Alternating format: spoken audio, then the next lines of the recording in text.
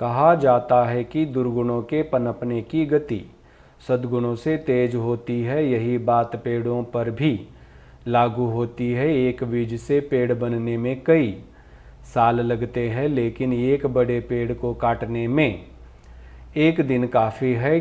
Tree cutter पेड़ कटाई यंत्र तो यह काम पलक झपकते करता है। उफ, यह विज्ञान अभिशाप है कि वरदान यंत्र को दिमाग नहीं होता, दिमाग आदमी को होता है। पेड़ मुझे मत काटो, मानव इसी से मेरी रोजी रोटी चलती है। अशोक बिंदुसार का पुत्र ने कहा था, सड़क के किनारे पेड़ लगाओ। सबक पेड़ हमारे बगैर जिंदा रह सकते हैं, लेकिन हम पेड़ों के बगैर जिंदा नहीं रह सकते। अधत, ये का पढ़ाई का तरीका है का? और रुकने का नाम ही नहीं ले रहे हो, दौड़े चले जा रहे हो। अरे भाई, कोई सिग्नल बिग्नल है क्या नहीं? अरे भाई, लाल सिग्नल लगे तो रुक जाओ, हरा सिग्नल लगे तो दाएं बाएं या सीधे निकल जाओ, पीला सिग्नल लगे तो इधर उधर देखो, गति कम करो और फिर निकल जाओ। ऐसा तो तुम्हारी पढ़ाई में कहीं देख ही नहीं रहा है, सीधे भागे चले जा रहे हो। ये होता है पढ़ाई का तरीका, देखो तो।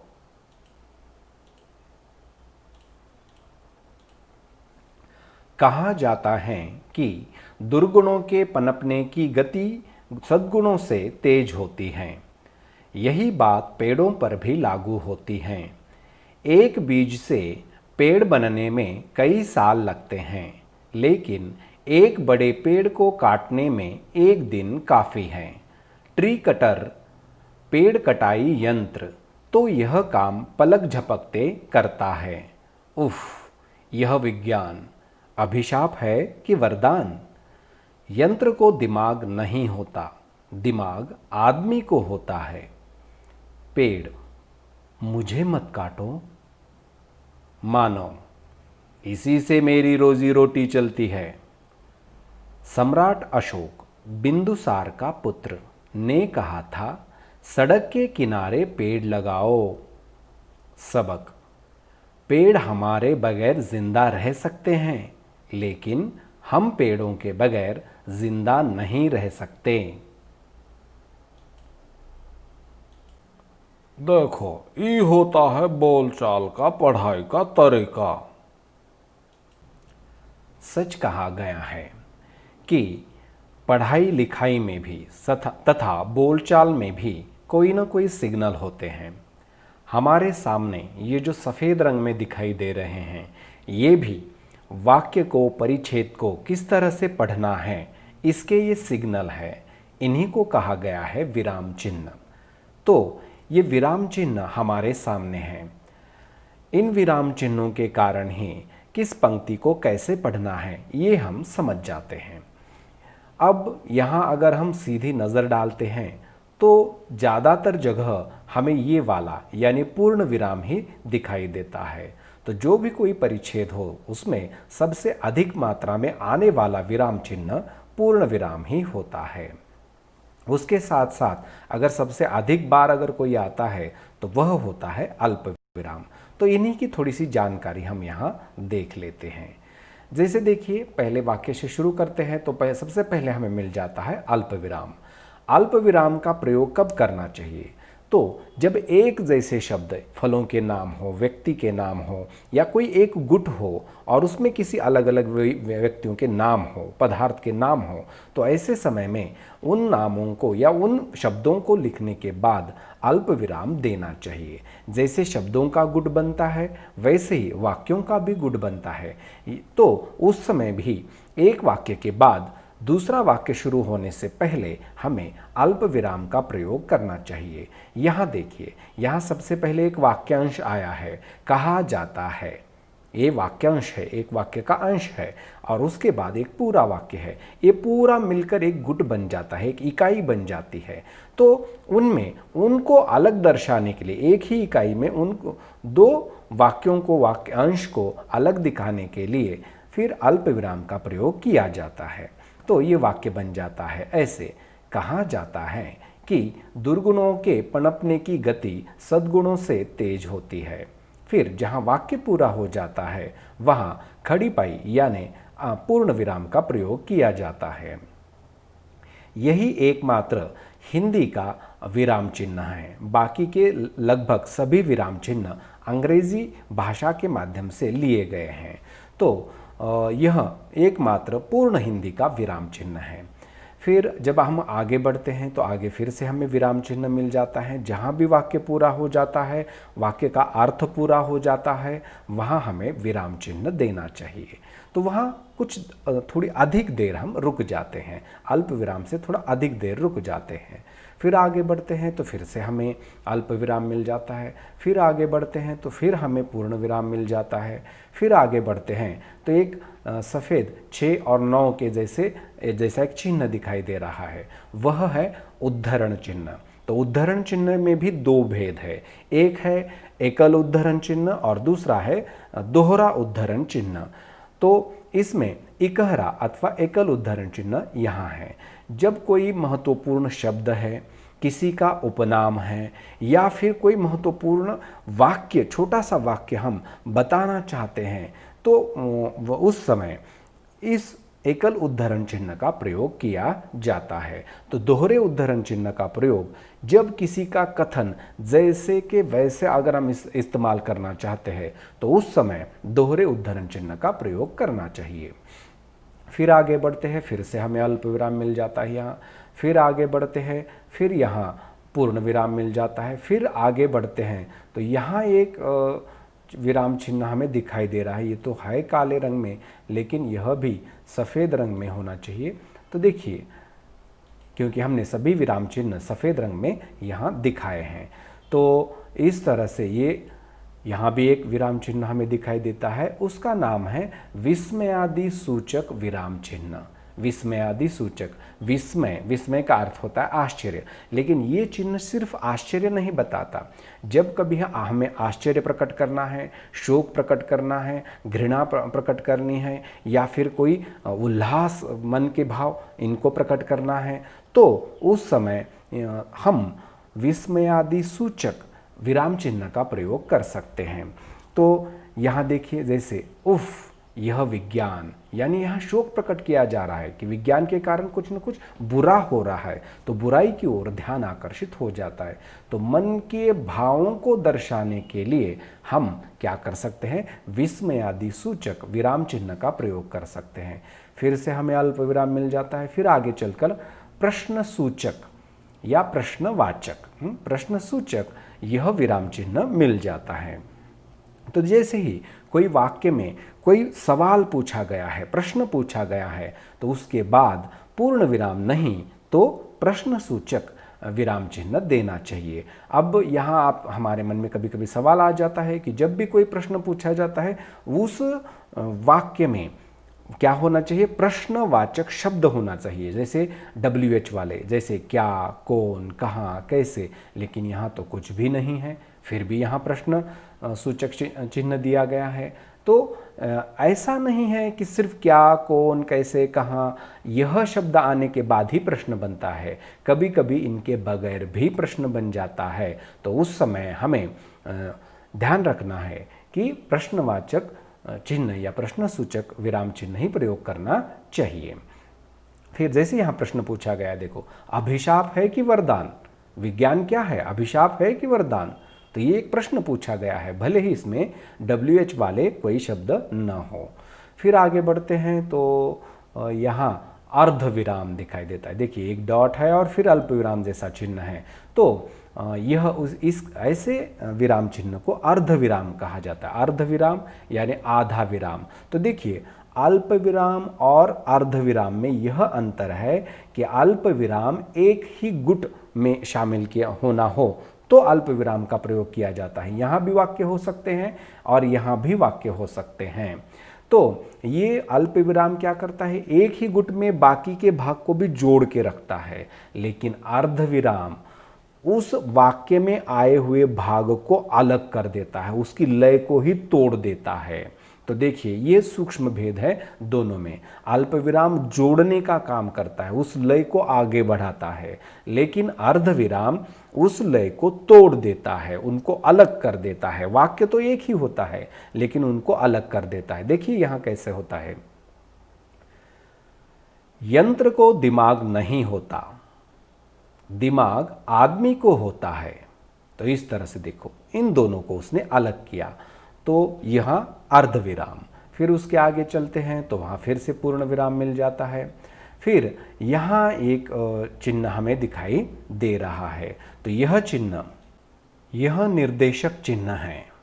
तो देखिए जब कोई हम सूचना देना चाहते हैं, निर्देश देना चाहते हैं ऐसे समय में, या फिर नाटक एकांकी अगर है उसके पात्र के डायलॉग वगैरह है, तो उनको दर्शाने के लिए निर्देशक चिन्ह का प्रयोग किया जाता है। यहाँ एक संवाद दिया गया है, पेड़ और मानव के बीच का संवाद है, तो संवाद के लिए भी निर्देशक चिन्ह का प्रयोग हम कर सकते हैं। तो यहाँ भी वही चिन्ह है, निर्देशक चिन्ह। तो देखिए इसके कारण इसमें कैसी रंगत आ जाती है। जैसे शुरू में किसी ने पढ़ा तो उस समय क्या लगा, पेड़ मुझे मत काटो, यानी ऐसा लग रहा था कि पेड़ किसी को काट रहा है। तो यहाँ अब वह अर्थ अच्छी तरह से स्पष्ट हो जाता है। जैसे देखो पेड़, अब क्या कहता है पेड़, तो मुझे मत काटो। फिर मानव उस पर क्या जवाब देता है, देखो मानव, इसी से मेरी रोजी रोटी चलती है। तो इस तरह से संवाद या निर्देश देने के लिए, सूचना देने के लिए भी क्या किया जाता है कि इस निर्देशक चिन्ह का प्रयोग किया जाता है। फिर इन दोनों के बाद फिर से एक बार पूर्ण विराम आ जाता है।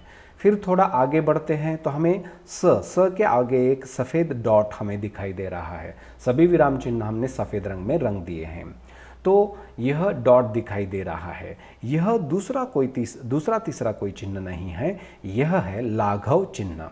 इस विराम चिन्ह को लाघव विराम चिन्ह कहा जाता है। यह कहता है, ये देखो क्या कहता है, ये कहता है हमें मुझे पूरा पढ़ो।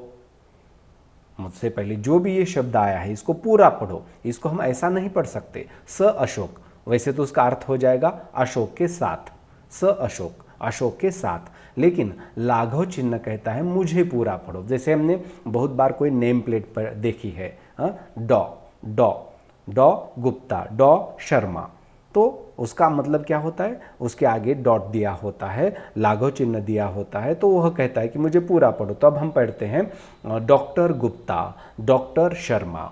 तो इस तरह से ये लाघव चिन्ह का मतलब है इसको पूरा पढ़ना चाहिए। तो जब भी किसी शब्द को हमें छोटे रूप में लिखना होता है तो लाघव चिन्ह का हम प्रयोग कर सकते हैं। अब हम इसको कैसे पढ़ेंगे, स अशोक नहीं पढ़ेंगे, इसको पढ़ेंगे सम्राट अशोक। तो इस तरह से इसको हम पढ़ सकते हैं। उसके आगे जब हम निकल जाते हैं तो वहाँ हमें दिखाई देता है कोष्टक। तो कोष्टक का काम होता है स्पष्ट अर्थ स्पष्ट करके बताना, किसी शब्द का अर्थ बताना है या फिर उस पंक्ति को स्पष्ट करके बताना। तो यह कोष्टक का मतलब है। जहाँ कहीं भी हमें शब्द का अर्थ बताना है, किसी व्यक्ति का महत्व बताना है, तो उस समय हम कोष्टक का प्रयोग कर सकते हैं। सम्राट अशोक ढेर सारे हो सकते हैं, कौन सा है मालूम नहीं, लेकिन कौन सा, बिंदुसार का जो पुत्र है वही सम्राट अशोक, हमें दूसरा कोई नहीं चाहिए। तो यह इसका अर्थ यहाँ स्पष्ट हो जाता है। तो अर्थ को बताने के लिए भी कोष्टक का प्रयोग कर सकते हैं हम। फिर आगे देखिए, यहाँ अल्पविराम है, फिर से एक बार यह भी बिल्कुल यहाँ आया है। अब आगे जब देखते हैं तो आगे हमें और एक विराम चिन्ह दिखाई देता है, बिल्कुल इधर 66 जैसे है और इधर 99 जैसा है। तो यह अभी हमने चर्चा की थी कुछ देर पहले कि यह दोहरा उद्धरण चिन्ह है। दोहरा उद्धरण चिन्ह कब प्रयोग में लाया जाता है, जब किसी का कथन, किसी ने कहा हुआ वाक्य हम जैसा का वैसा वाक्य में प्रयोग करने वाले हैं, तो उस समय हमें दोहरे उद्धरण चिन्ह का प्रयोग करना चाहिए। तो ये दोहरा उद्धरण चिन्ह है, जहाँ हमारा वाक्य पूरा हो जाता है खड़ी पाई देकर दोहरा उद्धरण चिन्ह बंद करना चाहिए। 99 जैसा इसकी आकृति होती है। फिर यहीं पर हमें एक चिन्ह दिखाई दे रही है, डॉट डॉट डॉट डॉट, ढेर सारे डॉट दिखाई दे रहे। यहाँ स के बाद तो एक डॉट आया था, लेकिन यहाँ तो ढेर सारे डॉट आए हैं। तो यह होता है, ऐसे विराम चिन्ह को कहा जाता है लोप चिन्ह। यानी यह वाक्य आगे जाकर लोप हो जाता है।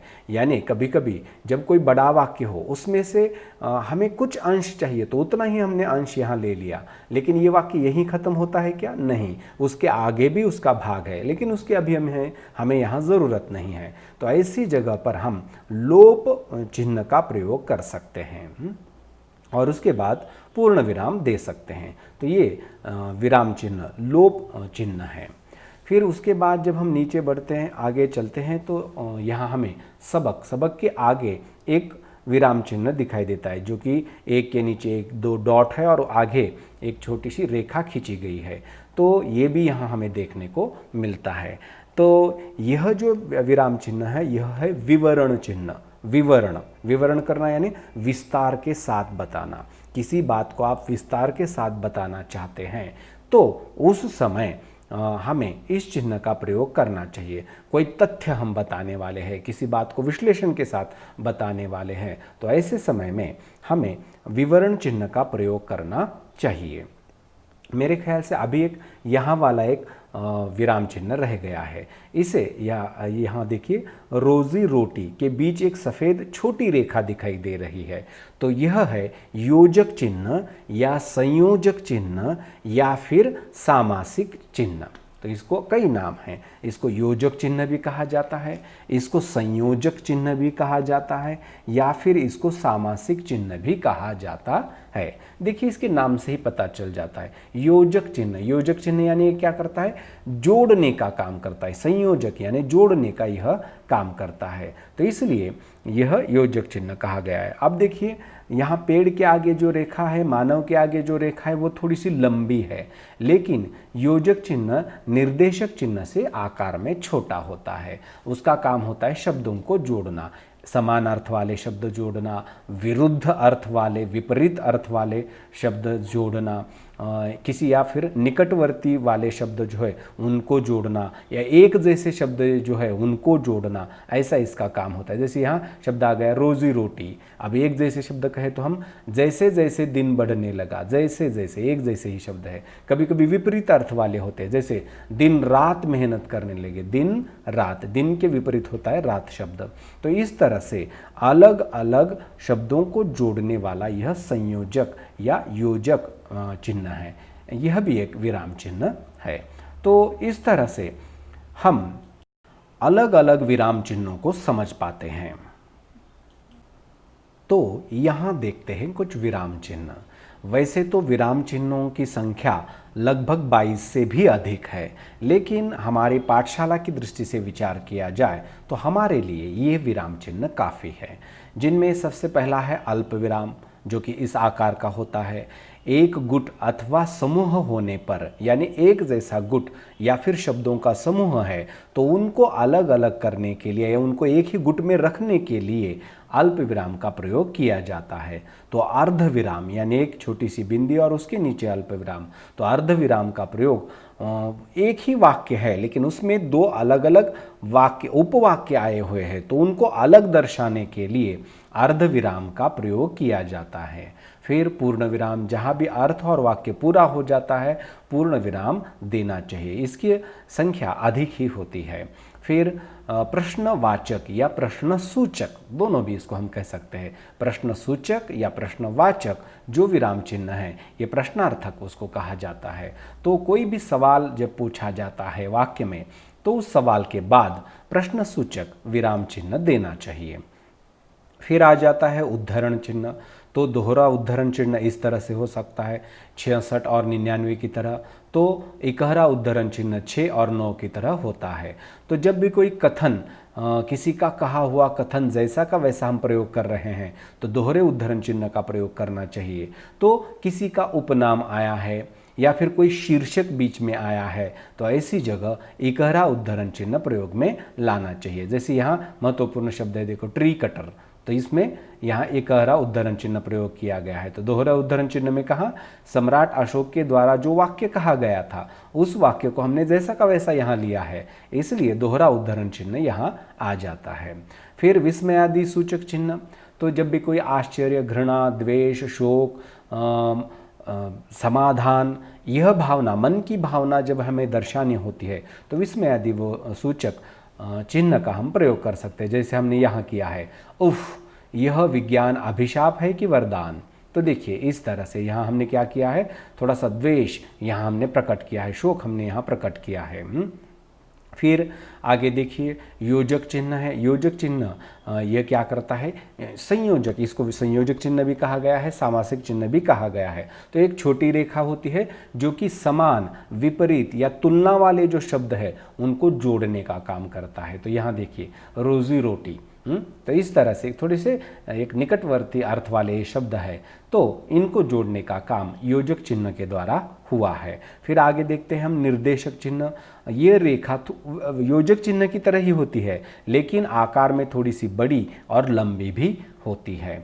तो इसका मतलब होता है कि जब कोई निर्देश देना है, यानी कोई सूचना हमें करनी है, आज्ञा देनी है, या कोई संवाद है, नाटक के संवाद है, तो उस समय निर्देशक चिन्ह का प्रयोग किया जाता है। जैसे हमने अभी यहाँ किया है, पेड़ और मानव के बीच में जो संवाद चल रहा है उसके बीच में हमने निर्देशक चिन्ह का प्रयोग किया है। आगे है लाघव चिन्ह। लाघव चिन्ह यानी किसी भी शब्द को संक्षेप में लिखने के लिए लाघव चिन्ह का प्रयोग किया जाता है। जैसे हमने यहाँ ले लिया, अशोक से पहले शब्द ले लिया स यानी सम्राट, तो उसके आगे लाघव चिन्ह हमने दे दिया है। तो उसके बाद आता है कोष्ठक।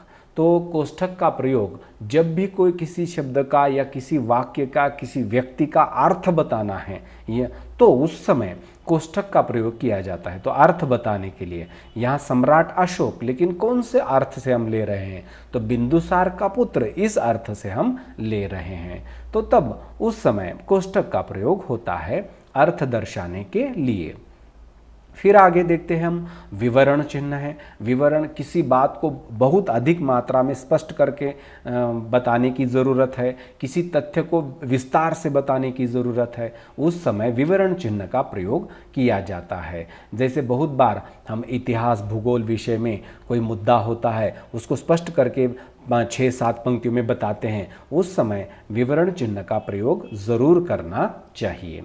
और सबसे अंत में हम देखेंगे लोप चिन्ह। लोप चिन्ह क्या होता है कि कोई वाक्य आगे जाकर खत्म होता है, अभी अभी में हमें तो उतना ही अंश चाहिए, लेकिन उतना ही वह वाक्य नहीं है, वह वाक्य और भी बड़ा हो सकता है, लेकिन उसकी हमें ज़रूरत नहीं है। तो उस समय डैश डैश डैश ऐसे हमें करना चाहिए, वही वाक्य का लोप हो जाता है, जिसको पढ़ने वाले को ये समझ में आ जाता है कि इसके आगे भी और कुछ बहुत सारी बातें बताई गई है। तो इस तरह से विराम चिन्हों का हम प्रयोग कर सकते हैं। विराम चिन्हों को हमें प्रयोग करते समय यह ध्यान देना चाहिए कि परीक्षा में इस पर 2 तरह के प्रश्न आते हैं। पहला प्रश्न आ सकता है कैसे कि भाई वाक्य दिया जाएगा, विराम चिन्ह भी उस वाक्य में दिए जाएंगे, हमें कहा जाएगा कि भाई निम्नलिखित वाक्य में से विराम चिन्ह पहचानिए, कौन से आए हैं पहचानिए। तो हमें सबसे पहले उन विराम चिन्हों को जहाँ भी वाक्य में आए हैं उनको अधोरेखांकित करना होगा, उनको नीचे जैसे का वैसे उनका चिन्ह लिखना होगा, और उसके आगे हमें लिखना होगा कि वह विराम चिन्ह कौन सा है।